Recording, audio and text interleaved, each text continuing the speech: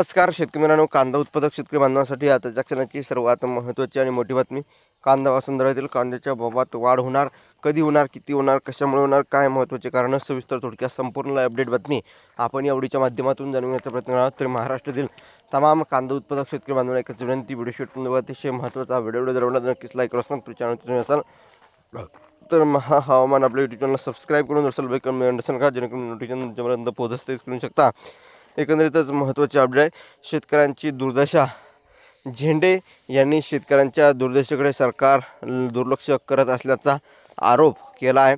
पावसामुळे झालेल्या विध्वंसानंतर प्रशासनाने अद्याप त्यांच्या शेताचे सर्वेक्षण केले नाही असा आरोप त्यांनी केला.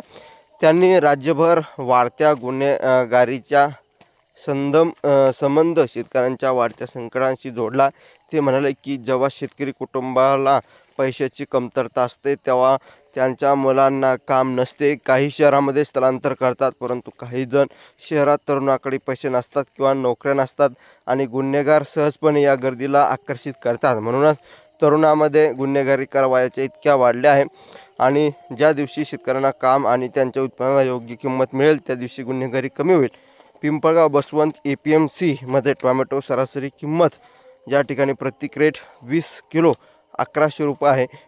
चाकण APMC कमिशन एजंट आणि स्वतः शेतकरी असलेले माणिक गोरे म्हणाले की मी सहसा ऑक्टोबर कापणीचा हंगाम वगळता, परंतु यावर्षी त्यांनी 1 एकर सोयाबीन लावले, पण पावसामुळे त्यांना काही मिळाले नाही. माझी 20,000 रुपयाची गुंतवणूक पूर्णपणे वाया गेली आहे. गोरे म्हणाले की बाजारात येणारा कांदा पावसामुळे खराब झाला आहे.